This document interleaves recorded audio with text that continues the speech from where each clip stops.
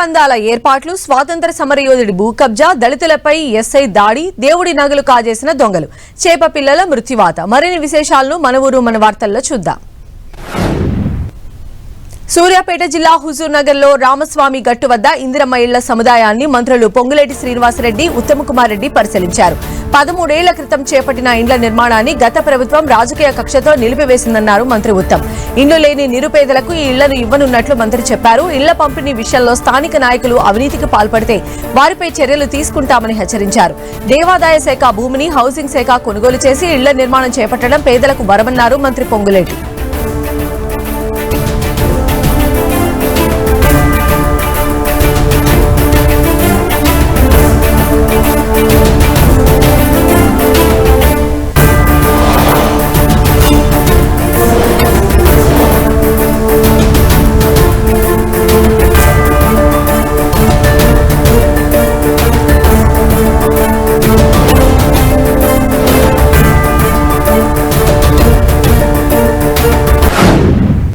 ఉచితంగా ప్రతి ఇంటికి ఇస్తూ ప్రతి సోమవారం నాడు ఏ లెవెల్లో ఇల్లు కడితే, పునాదులు కడితే 1,00,000, స్లాబ్ లెవెల్ కడితే మరొక 2 లక్షలు, స్లాబ్ వేస్తే మరొక 1,00,000, స్లాబ్ వేసిన తర్వాత 2 లక్షలు, గోప్రవేశానికి మరొక 1,00,000, రమారమి 5 లక్షల రూపాయలు ప్రతి సోమవారం కట్టిన దాన్ని బట్టి ఇస్తూ పేదవాడికి పూర్తి భద్రత, భరోసా, ఒక స్థైర్యాన్ని ఇచ్చే ఇందిరమ్మ ఇళ్ల కార్యక్రమాన్ని ఒక విడత ఇవ్వటం జరిగింది.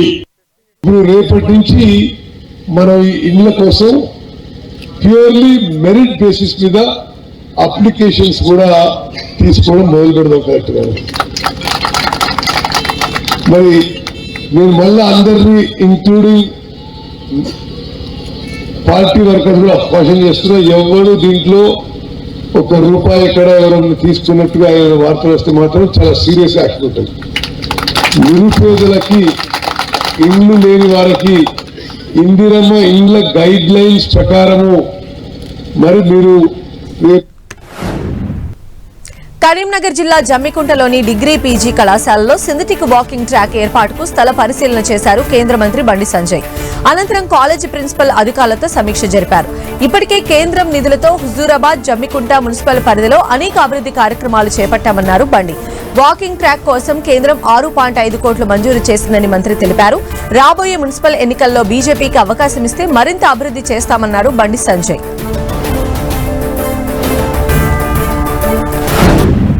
డిగ్రీ పీజీ కాలేజ్ ఆవరణలో ఈ గ్రౌండ్ లో ట్రాక్ ఏర్పాటు చేయాలని చెప్పి గతంలో చాలా మంది ప్రతిపాదనలు వచ్చినాయి. దృష్టిలో ఉంచుకొనే గత 2 నెలల క్రితము కేంద్ర మంత్రి శ్రీ మన్సుఖ్ మాండవ్య వారిని కలిసినప్పుడు వారు 10 కోట్ల రూపాయలను ఈ స్పోర్ట్స్ కోసం అని చెప్పి వారు రిలీజ్ చేస్తామని చెప్పన్నారు.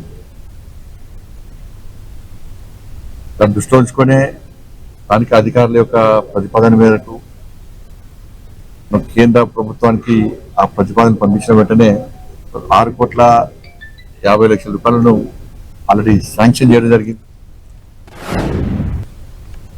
అనంతపురం జిల్లా రాయదుర్గం పట్టణంలో సీసీ రోడ్డు నిర్మాణానికి రాష్ట్ర ప్రభుత్వ విప్ కాల్వ శ్రీనివాసులు భూమి పూజ చేశారు. 30 లక్షల నిధులతో అయ్యప్ప స్వామి ఆలయం ప్రధాన రహదారిలో సీసీ రోడ్డు నిర్మాణం చేపట్టారు. రాయదుర్గం మున్సిపాలిటీ పరిధిలో 3 కోట్ల ప్రత్యేక నిధులతో సీసీ రోడ్లు నిర్మిస్తున్నామని ఎమ్మెల్యే తెలిపారు. మొత్తం 8 కోట్లతో రాయదుర్గం మున్సిపాలిటీలో వివిధ అభివృద్ధి పనులు చేపడుతున్నట్లు కాల్వ శ్రీనివాసులు చెప్పారు. రాయదుర్గం పట్టణంలో ప్రత్యేక నిధులు ఒక 3 కోట్లు తీసుకొచ్చి వివిధ కార్యక్రమాలు చేస్తూ ఉన్నాం. దాంట్లో భాగంగానే ఈ ప్రాంతంలో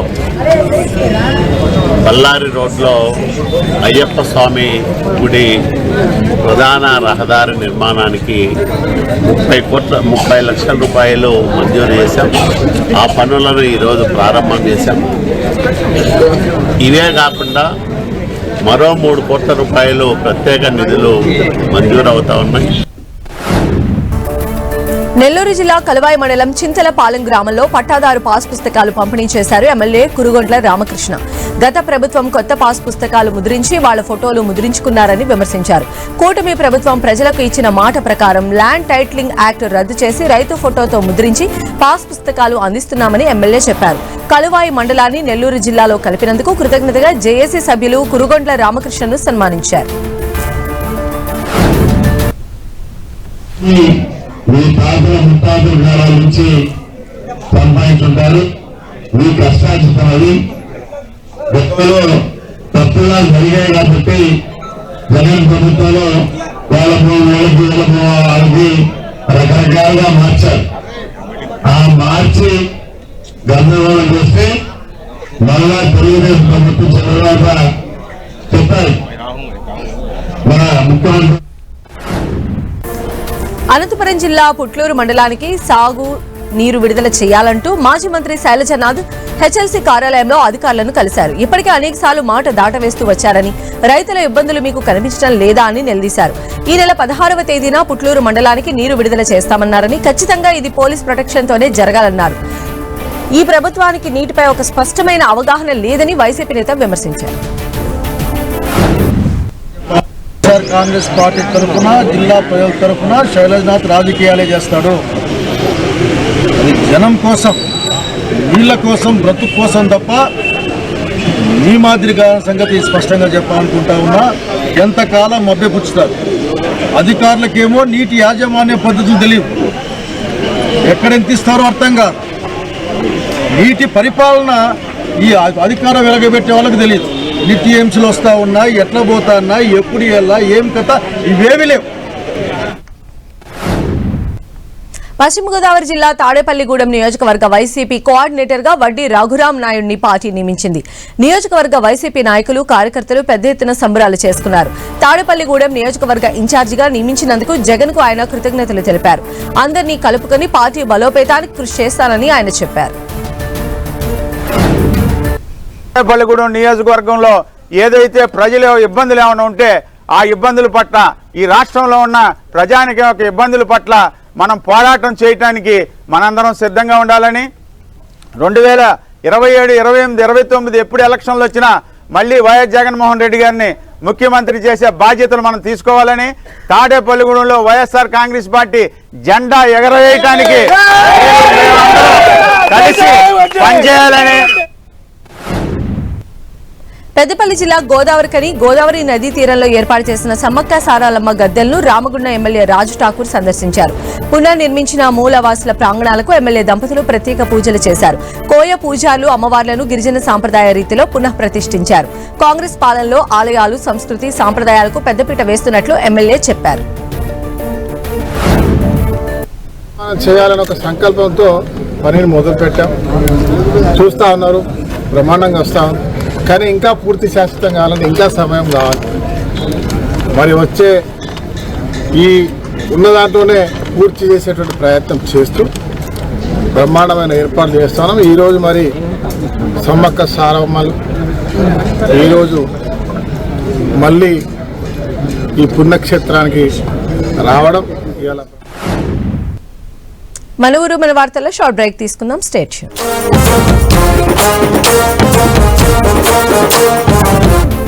యానాంలో 22వ ప్రజా ఉత్సవాలు పుష్ప ఫల ప్రదర్శన ఘనంగా ప్రారంభమయ్యాయి. ప్రజా ఉత్సవాలను పుదుచ్చేరి మంత్రి జయకుమార్ ప్రారంభించారు. స్థానిక ఎమ్మెల్యే గొల్లపల్లి శ్రీనివాస అశోక్ ఈ కార్యక్రమంలో పాల్గొన్నారు. 3 రోజుల పాటు జరగనున్న ఈ ఉత్సవాలతో యానాంలో పండుగ వాతావరణం నెలకొంది. ప్రజా ఉత్సవాల్లో పలు సాంస్కృతిక కార్యక్రమాలతో పాటు దేశంలోని వివిధ ప్రాంతాల నుంచి వచ్చిన ప్రముఖ కళాకారులు తమ ప్రదర్శనలతో ప్రేక్షకులను అలరించనున్నారు. ఫలాలు, పుష్పాలతో ఏర్పాటు చేసిన ప్రదర్శనలు సందర్శకులను విశేషంగా ఆకర్షిస్తున్నాయి. పండుగ రోజుల్లో ప్రజలకు ఆహ్లాదాన్ని కలిగించడమే లక్ష్యంగా ప్రతి ఏడాది ప్రజా ఉత్సవాలను నిర్వహిస్తున్నామని మలాడి కృష్ణారావు తెలిపారు.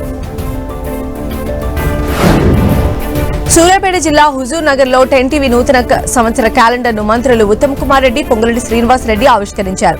10 టీవీ ప్రేక్షకులు, ప్రజలకు నూతన సంవత్సరం, సంక్రాంతి శుభాకాంక్షలు తెలియజేశారు. కరీంనగర్ లో SUDA chairman Komatireddy Narender Reddy 10 TV calendar ఆవిష్కరించారు. ప్రజల సమస్యలు వెలికి తీయడంలో 10 టీవీ నిరంతరం శ్రమిస్తుందన్నారు. రానున్న రోజుల్లో ఛానల్ అత్యున్నత శిఖరాలకు ఎదగాలని ఆయన ఆకాంక్షించారు. రాష్ట్ర ప్రజలకు నూతన సంవత్సర శుభాకాంక్షలు తెలిపారు. క్యాలెండర్ను ఈరోజు మరి ఆవిష్కరించడం జరిగింది. మరి అదేవిధంగా రాబోయే రోజుల్లో ఖచ్చితంగా మరి ఇప్పటి వరకు ఏ విధంగా అయితే ప్రజల ఆదరాభిమానులతోటి నిరంతరం మరి ఎప్పటికప్పుడు న్యూస్ను ప్రజలకు అందిస్తూ ప్రజల ఆదరాభిమానులు పొందుతున్నటువంటి 10 టీవీ రాబోయే రోజుల్లో ఈ కొత్త సంవత్సరంలో ఇంకా నూతన తేదీతో ముందుకెళ్తూ మరి వీక్షకుల ఆదరాభిమానులు ఇంకా పొందుతూ ముందుకెళ్లాలని 10 టీవీ వీక్షకులకు యాజమాన్యానికి మరొకసారి. మంచిర్యాల జిల్లా మందమర్రి జనరల్ మేనేజర్ కార్యాలయంలో 10 టీవీ నూతన సంవత్సర క్యాలెండర్ ఆవిష్కరించారు. Area general manager Radhakrishna 10 TV యాజమాన్యానికి, కార్మికులకు, ప్రజలకు నూతన సంవత్సర శుభాకాంక్షలు తెలిపారు. కొత్త సంవత్సరంలో ప్రజలందరూ సుఖశాంతులతో ఉండాలని ఆకాంక్షించారు.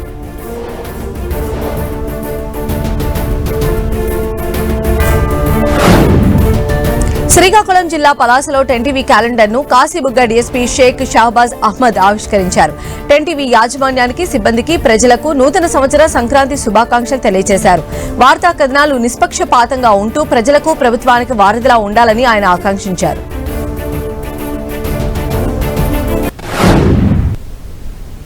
టీవీ వీక్షకులకు, 10 టీవీ యాజమాన్యానికి, అలాగే పలాస కాశీబుగ్గ నియోజకవర్గంలో ఉన్న అందరికీ కూడా కొత్త సంవత్సరంతో పాటు సంక్రాంతి శుభాకాంక్షలు తెలుపుతున్నానండి. అలాగే ప్రెస్ అంతా కూడా నిష్పక్షపాతంగా జరిగినట్టు నిజాలను విశ్లేషిస్తూ రాయాలని చెప్పేసి. కామారెడ్డి జిల్లా నిజాం సాగర్ మండలం గోర్గల్ గ్రామంలో 10 టీవీ నూతన సంవత్సర క్యాలెండర్ ను బీఆర్ఎస్ నేత పటోల దుర్గారెడ్డి ఆవిష్కరించారు. 10 టీవీ అందించే వార్తా విశేషాలు తమను ఎంతో ఆకట్టుకుంటాయని ఆయన కొనియాడారు. ప్రజల మన్ననలు పొందుతూ 10 టీవీ మరింత ముందుకు వెళ్లాలని ఆకాంక్షించారు. ప్రజలకు, 10 టీవీ వీక్షకులకు నూతన సంవత్సర సంక్రాంతి శుభాకాంక్షలు తెలిపారు.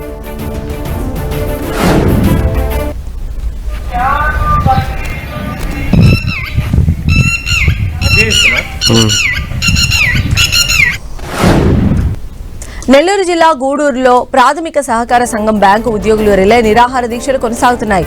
జీవో నెంబర్ 36 అమలు చేయడం లేదని, వేతన సవరణ చేయకుండా కాలయాపన చేస్తున్నారని ఉద్యోగుల సంఘం ఆరోపించింది. సిబ్బంది కొరతతో నియమించుకున్న తాత్కాలిక ఉద్యోగులను పర్మనెంట్ చేయాలని డిమాండ్ చేశారు. అనేది 2019లో ఇచ్చారు. అది ఈ రోజుకి నోచుకోక మాకు రెండు పర్యాయాలు వేతన సవరణ జరగాల్సి ఉంటే 2019, 2024లో దాన్ని ఇంతవరకు అమలు పరచకుండా కాలయాపన జరుగుతూ ఉంది. అదేవిధంగా ప్రభుత్వ ఉద్యోగుల మాదిరే మా పిఎస్సిఎస్లో పనిచేస్తున్న సిబ్బందికి 62 సంవత్సరాలు పెంచాలని, మరి 2019 తరువాత సంఘాలలో సిబ్బంది కొరత వల్ల చాలామందిని నియమించుకోవడం జరిగింది. వారిని రెగ్యులర్ చేయాలనేది ప్రధాన డిమాండ్. స్వాతంత్ర సమరయోధుడు కంజర్ల కమలాకర్ రావు కుటుంబానికి న్యాయం చేయాలని కోరుతూ ములుగు కలెక్టర్ ముందు ప్రజా సంఘాలు నిరసన ప్రదర్శన నిర్వహించాయి. 1995లో వెంకటాపూర్ మండలంలో స్వాతంత్ర సమరయోధులు కంజర్ల చొక్కమ్మకు భూమి కేటాయించారు. సర్వే నెంబర్ 368లోని 10 ఎకరాల భూమికి పాస్బుక్ ఇవ్వకపోగా భూమిని కబ్జా చేశారని ప్రజా సంఘాలు తెలిపాయి. బాధితుల పట్ల నిర్లక్ష్యం వహిస్తున్న అధికారులపై చర్యలు తీసుకోవాలని డిమాండ్ చేశారు. తిరిగితే మాకు 2021 భూమిని అద్దులు పెట్టి సర్వే చేసి సర్వే నెంబర్ ఇచ్చారు. పాస్బుక్లు ఇమ్మని తిరిగితే ఎంతకు ఇవ్వలేదు. మేము భూమి చూపించిన తర్వాత మేము బండలను, గుండ్లు, చెట్లు అన్ని తీసి క్లీన్ చేసి మొత్తం పంట వేసుకున్నాం. మొన్న పంట వేసిన తర్వాత ఆ ఊరి వాళ్ళని, ఎక్స్పార్టీ వాళ్ళని తీసుకొచ్చి మమ్మల్ని ఆ భూమిని పంటనంతా చెడగొట్టి మేపిచ్చి మమ్మల్ని లేదు, భూమి లేదు, ఏం లేదని మమ్మల్ని బాగా ఇబ్బందులు పెట్టి ఇవ్వకుండా చేసిండ్రు. ఎన్నిసార్లు తిరిగినా పాస్బుక్ ఇవ్వమని కలెక్టర్ గారు స్పందిస్తుండ్రు, కానీ ఆర్డీఓ, ఎంఆర్ఓ గారు మాత్రం మమ్మల్ని ఏది చేయట్లేదు.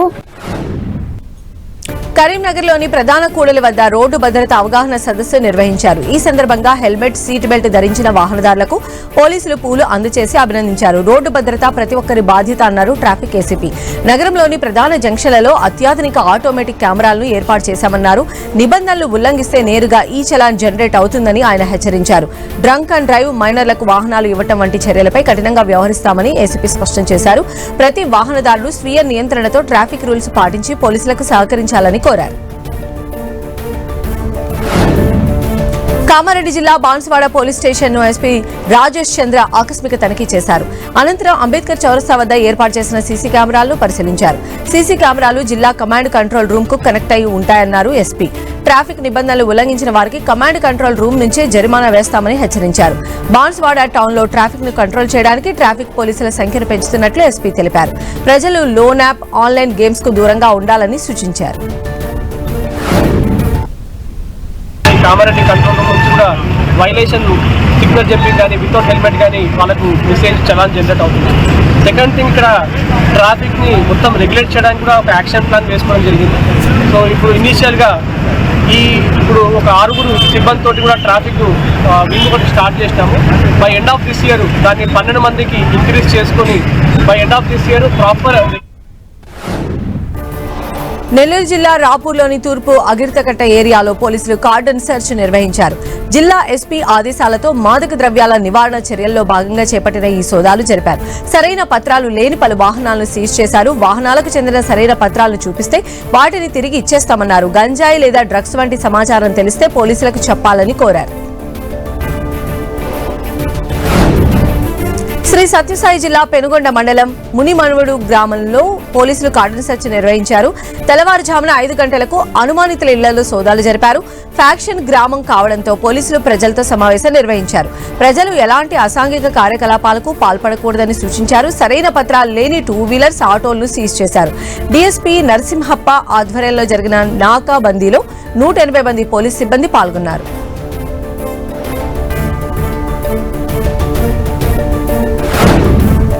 మన్యం జిల్లా కొమరాడ మండలం గంగరేగు వలసలో ఏనుగులు బీభత్సం సృష్టించాయి. రైతుల ధాన్యం బస్తాలను ధ్వంసం చేశాయి. గజరాజుల దాడిలో సుమారు 70 బస్తాల ధాన్యం ధ్వంసం కావడంతో రైతులు ఆవేదన వ్యక్తం చేశారు. ఏనుగుల గుంపును తరలించి పంట నష్ట పరిహారం చెల్లించేలా చర్యలు తీసుకోవాలని ప్రభుత్వానికి విజ్ఞప్తి చేశారు. మన్యం జిల్లాలో ఏనుగుల దాడిపై స్పందించిన మంత్రి గుమ్మడి సంధ్యారాణి కలెక్టర్ డిఎఫ్ఓతో మాట్లాడారు. నష్టపోయిన రైతుల పంట పరిహారం అంచనా వేయాలని ఆదేశించారు. రైతులను ప్రభుత్వం ఆదుకుంటుందని మంత్రి హామీ ఇచ్చారు. తిరుమల శ్రీవారిని దర్శించుకున్నారు మారిషస్ అధ్యక్షుడు ధరణ్ధీర్ గోకుల్. మారిషస్ అధ్యక్షుడికి శ్రీవారి ఆలయం వద్ద స్వాగతం పలికారు chairman BR Naidu, EO Anil Kumar Singhal, అదనపు EO Venkaiah Chowdary. VIP break దర్శనంలో శ్రీవారిని దర్శించుకున్నారు సినీ నటులు మీనాక్షి చౌదరి, ఐశ్వర్య రాజేష్. ఇప్పుడే మంచి దర్శన్ జరిగింది. అండ్ ఒక మార్నింగ్ ఇది మన రిలీజ్ ముందు ఒక దర్శన్ అయితే నేను చాలా happy. And 14th January release ఉంది అనగనక ఒక రాజు థియేటర్స్లో. సో చాలా చాలా హ్యాపీ, చాలా సంతోషంగా ఉంది తిరుపతికి రావడం. ఇక్కడ వెంకటేశ్వర స్వామి దర్శన్ తర్వాత మన రిలీజ్కి ఒక ఫుల్ జోష్తో చేస్తే నేను చాలా హ్యాపీ. సో మీరు కూడా చూడండి సినిమాస్లో. Thank you. హ్యాపీ సంక్రాంతి. మీ అందరికీ సంక్రాంతి శుభాకాంక్షలు. ఇది ఒక నాగ చైతన్య గారితో ఒక సినిమా ఉంది. సో అది మిడ్ ఆఫ్ ఈ ఇయర్ రిలీజ్ అవుతుంది. అండ్ ఇంకా చాలా ఉన్నాయి. అది ఒకసారి ప్రొడక్షన్ హౌస్ ఒక ఫార్మలీ అనౌన్స్ చేస్తే నేను చెప్తాను. ఇవి ఇప్పటివరకున్న బులెటిన్ డీటెయిల్స్. చూస్తూనే ఉండండి 10 TV.